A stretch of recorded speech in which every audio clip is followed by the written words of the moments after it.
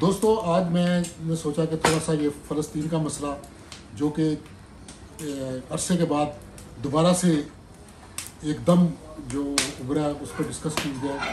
جب سے میں نے ہوش سنبھالا ہے تو ہم نے دو مسئلے دنیا میں جو ہے نا وہ چلتے آ رہے ہیں, ایک کشمیر کا مسئلہ اور ایک فلسطین کا مسئلہ. ہم بچپن میں پرائمری اسکول میں ہوتے تھے تو اس وقت بھی یاسر عرفات کی تصویریں کاپیوں پہ اور اسکولوں میں اس طرح پڑھائی جاتی تھی, اور یہ ایک بہت پرانا ایک مسئلہ ہے, یہ کوئی آج کا نہیں ہے. تو دنیا میں بڑے بڑے مسئلے حل ہو گئے. سیکنڈ ورلڈ وار کے بعد اتنی دنیا میں جو ہے نا وہ تبدیلیاں آئیں, نئے ملک بنے, کئی ملک ڈیوائڈ ہوئے, بعد میں سب کئی لوگ اکٹھے ہو گئے آپس میں, لیکن یہ فلسطین کا مسئلہ حل نہ ہو سکا. ابھی کشمیر کا مسئلہ بھی دب گیا. تو ایک تو اس میں دو چیزیں ہیں, اگر تھوڑی سی ہم ریسرچ کریں, تھوڑی سی اسٹڈی کریں تو ہمیں جو ہے نا بتایا نہیں جاتا. ہمیں اس مسئلے کے بارے میں بے شمار جھوٹ بولے جاتے ہیں, کیونکہ کوئی بھی جب پرابلم ہوتی ہے تو اس میں دونوں طرف کا سٹوری سننی چاہیے. اب یہ تو نہیں ہو سکتا کہ فلسطین جو ہے وہ فلسطینی 100% رائٹ ہے یا اسرائیلی 100% رائٹ ہے. آخر اس فساد کی جڑ کیا ہے؟ جس طرح کشمیر کا بھی ہم لوگوں کو نہیں پتہ کہ کشمیر کا اصل مسئلہ کیا ہے. ہم لوگ بس یہی کہتے ہیں کہ انڈیا نے آکوپائڈ کر لیا, انڈیا نے آکوپائڈ کر لیا. تو انڈیا نے باقی ملک کیوں نہیں آکوپائڈ کیے؟ جیسے نیپال ہے وہ بھی انڈیا سے نکلا ہے, بھوٹان ہے وہ بھی انڈیا سے نکلا ہے. پھر بنگلہ دیش جو مشرقی پاکستان تھا, وہاں بنگالیوں نے خود انڈیا کی فوج کو بلایا, ان کی مدد لی, تو وہ مدد کر کے تو بعد میں واپس چلے گئے. تو وہاں بھی انہوں نے تو یہ کشمیر کو کیوں آکوپائڈ کیا ہوا, تو اس کی ساری تاریخ دیکھنی چاہیے. بخیر بات لمبی ہو جائے گی, میں بات کرتا ہوں فلسطین کی. تو اس پہ تو نہیں ہم جاتے کہ فلسطین کب اور کیسے بنا, لیکن یہ فلسطین نہ فلسطینیوں کا تھا نہ اسرائیلیوں کا تھا. یہ ایک فری لینڈ تھی, شروع سے یہ فری لینڈ تھی. اور یہ 3,500 سال پہلے جب حضرت موسیٰ علیہ السلام فرعون سے بھاگ کر آئے اور 40 سال وہ بھٹکتے رہے, تو 40 سال بعد وہ جب یہاں پہنچے تو یہاں انہوں نے جو یروشلم میں جو مسجد بنائی ہے, اس وقت یہ عبادتگاہ بنائی, اس حوالے سے یہودیوں کا یہ ایک مقدس علاقہ تھا. اسی طرح کرسچنوں کا بھی وہ مقدس علاقہ ہے, کیونکہ اس کے بعد فالوور جو ہے کہ حضرت عیسیٰ علیہ السلام ہوئے. پھر اس کے بعد جب اسلام آیا تو حضرت محمد صلی اللہ علیہ وسلم نے بھی وہاں مسجد بنائی.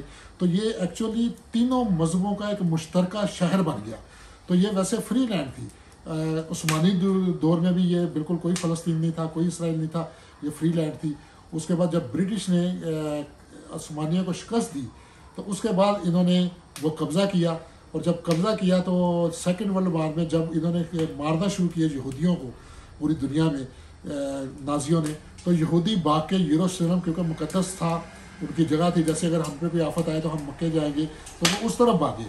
تو جب وہ وہاں گئے تو برٹش نے کہا کہ ٹھیک ہے, ان کو یہ علاقہ جو ہے نا ان کو دے دیا جائے.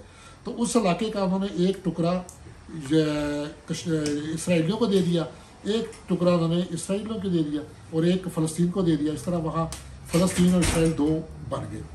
اب ہوا کیا, بے شمار فلسطینیوں نے اپنی زمینیں یا تو بیچ دیں یا کرائے پہ, لمبے کرائے پہ, لیز پہ دے دی اسرائیلیوں کو, اور انہوں نے وہاں اپنے سیٹ اپ بنا لیے اور وہاں قبضہ شروع کر دیا, جس سے وہ کنفلکٹ شروع ہو گیا جو ہم شروع سے دیکھتے آ رہے ہیں. ان کی افیکٹ آف اسٹوری, ہم اس کنفلکٹ پہ نہیں جاتے کہ وہ کنفلکٹ کیا ہے, کیسے کس طرح سے وہ لڑی. ظاہر ہے تعلیم دونوں ہاتھوں سے بجتی ہے, دونوں ایک دوسرے کو چھیڑخانی کرتے ہیں. اب اصل میں کیا ہوا ہے, اب جو ہے نا اسرائیل جو ہے وہ دنیا کی نمبر 1 ٹیکنالوجی ہے. اس بات میں کوئی رائے نہیں کہ دنیا میں کہیں بھی امریکہ سے لے کر چائنا تک جو بینکنگ سسٹم ہے جو اس کے قبضے میں ہے, حالانکہ چند کروڑ یہودیاں دنیا میں, بینکنگ سسٹم ان کے قبضے میں ہے, سافٹ ویئر ان کے قبضے میں ہے, ساری ٹیکنالوجی ان کے پاس ہے. اور پھر اسپیشلی غازہ جو ہے, غازہ ایک اتنا جتنا لاہور کے اگر 4 حصے کر دیے جائے تو اتنا غازہ ہے, اور غازہ پہ کسی کی حکومت نہیں ہے. جو ویسٹ بینک ہے وہاں فلسطینیوں کی حکومت ہے, اور وہاں جو یاسر عرفات کی PLO تھی اس کی اب جو فالوور ہیں وہ الفتح گروپ, ان کی باقاعدہ گورنمنٹ ہے. جبکہ غازہ میں کوئی گورنمنٹ نہیں ہے, غازہ ایک کیمپ ہے. یہ بہت ضروری ہے سمجھنے کے لیے, اس میں کسی گورنمنٹ نہیں. حماس جو ہے وہ ایک آرگنائزیشن ہے جس کو کچھ ٹیررسٹ آرگنائزیشن کہتے ہیں یا کچھ آزادی کی یا جیسے بھی, لیکن اس کا کوئی وجود نہیں ہے. وہ ایک آرگنائزیشن ہے جو جس کے پاس نہ کوئی ایئرپورٹ ہے, نہ کوئی فیکٹری ہے, نہ دفتر ہے, نہ کچھ ہے. اس کے لیڈر سارے باہر بیٹھے ہوئے ہیں, کوئی ایران میں, کوئی سیریا میں, کوئی اردن میں, کوئی یورپ میں. اسی طرح حزب اللہ ہے, ایران کی بیک کردہ گورنمنٹ تنظیم ہے. تو یہ تنظیمیں ہیں. تو یہ تنظیمیں جو ہے نا اب ایک ملک کے خلاف انہوں نے کیا, اور وہ ملک بھی وہ جس کے پاس دنیا کی نمبر 1 ڈرون ٹیکنالوجی ہے. اگر آپ فلمیں دیکھیں یا سیریز دیکھیں اسرائیل کی یا ویسے آپ کریں تو غازہ کا ایک میں کہتا ہوں پتا جو درخت سے گرتا ہے اس کو بھی وہ واچ کر رہے ہوتے ہیں ڈرون کی صورت میں, سیٹلائٹ کی صورت میں. اور پھر ان کے بے شمار جاسوس وہاں ان کے اندر ہیں, کیونکہ دنیا میں اتنی فلمیں بن چکی ہیں اور اتنے ایکشن ہوئے ہیں کہ دنیا کی نمبر 1 جو موساد ہے آرگنائزیشن ہے جو جاسوسی میں ماہر ہے, تو ان کے جاسوس ہیں. اب اتنا سب کچھ ہوتے ہوئے تقریباً 10,000 راکٹ ایک گھنٹے کے اندر انہوں نے فائر کر دیے, اور لوگ پھر موٹر سائیکل پہ وہ جو ڈبل سواری کر کے پیراشوٹ کے ذریعے اترے. اگر آپ اور میں وہ کرنا چاہیں نہیں کر سکتے, اس کے لیے ٹریننگ کی ضرورت ہے.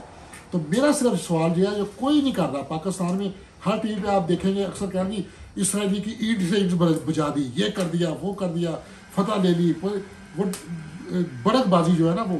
لیکن یہ کویشچن کوئی نہیں کر رہا کہ آخر حماس نے یہ کارروائی کی کیسے. اتنے زیادہ راکٹوں کی موومنٹ اسرائیل کو نظر کیوں نہیں آئی, اتنی زیادہ ٹریننگ ہو رہی تھی, آخر مہینہ 1.5 مہینے کی ایک پوری اسٹرگل ہوئی تھی, وہ ان کو کیوں نظر نہیں آئی, وہ کیسے وہ ان کی نظروں سے چھپ کے یہ سب کچھ ہوتا رہا. اس میں میرا ایک تحفظ ہے, وہ یہ ہے کہ میں کہتا ہوں کہ یہ الماس کی کارروائی نہیں, اس میں اگر ہے تو اس میں اسرائیلی خود بھی شامل ہے. اور یہ وہی ہوگا جیسے 9/11 کے بعد آج تک 9/11 کا کوئی جواب نہیں آ سکا کہ کس طرح اگر طیارے ان بلڈنگوں میں لگ بھی جائیں تو وہ اس طرح کلیپس نہیں تھی ہو سکتی. آج تک وہ لوگوں کے وہ اس کی کوئی انویسٹیگیشن نہیں ہوئی. لیکن ایک بات جو ہوئی اس 9/11 کے بعد پوری دنیا بدل گئی, پوری دنیا کی سیاست بدل گئی, پوری دنیا کی ہر چیز بدل گئی. اسی طرح یہ اب ہوگا. یہ جو بڑکیں لگا رہے ہیں نا پاکستان میں یا دوسرے اسلامی ملک میں جہل قسم کے لوگ جو جذباتی قسم کے, اب یہ آنے والا وقت دکھائے گا کہ یہ واقعے نے دنیا بدل دینی ہے. اب یہ وہ کیا کہتے ہیں حماس, حزب اللہ, داعش, ان ٹیررسٹ آرگنائزیشنوں کے پیچھے اوپنلی جائیں گے, اور یہ جاتے جاتے رکیں گے نہیں. اس کی زد میں سیریا کرتے یہ ایران تک, اور یہ بھی اس پاکستان تک پہنچے, اور یہ دنیا میں ایک نئی شکل اب ٹیررزم کے خلاف ہوگی. تو یہ ہمارے لیے کوئی خوش آئند بات نہیں ہے, کیونکہ الماس والوں نے کیا یہ کیلکولیٹ نہیں تھا کیا کہ بعد میں کیا ہوگا. اب جو ہے نا ہزاروں لوگ مر گئے ہیں, لاکھوں بے گھر ہو گئے ہیں, پورا غازہ تقریباً کھنڈر کا دے رہا. تو ان کا بیک اپ پلان کیا تھا, کیا بس راکٹ مارنا تھا تو اسرائیل نے ختم ہو جانا تھا, جبکہ ان کے تو راکٹ اتنے پہنچے بھی نہیں, آدھے سے زیادہ وہاں پہنچے بھی نہیں. تو یہ جو سارا جو کھیل ہوا ہے اس کے پیچھے ایک یہ بھی ہے کہ اس کے بعد ایک نئی لڑائی شروع ہونے والی ہے, اور جو لڑائی آپ کے اور ہمارے خلاف ہوگی. اور ہمارے خلاف تو نہیں, ہمارے ان وہ جو بیٹھے ہیں ہمارے دوست جن کو ہم طالبان کہتے ہیں, گڈ طالبان, بیڈ طالبان, یا وہ جو جنونی اور فنڈامنٹلسٹ, ان کے لیے بری خبر ہے کہ آپ کا برا وقت شروع ہوا چاہتا ہے.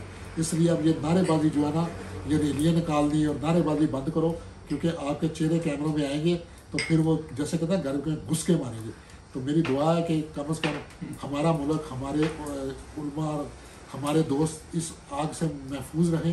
لیکن یہ میری بات ریکارڈ پہ رکھنے کہ اس کے بعد دنیا بدلے گی, اور یہ اسرائیلی اور یہ جو ویسٹ کی قوتیں ہیں یہ بڑی دور تک ان ٹیررسٹوں کا پیچھا کریں گے, یہ ان کی جان اس طرح نہیں چھوڑیں گے. اور یہ واقعہ کروانے کا مقصد یہ ہے, یا ہونے کا مقصد یہ ہے جس کو کہ وہ بادشاہ نے کہا جی 80 کیتا ہے. آج کے لیے اتنا ہی.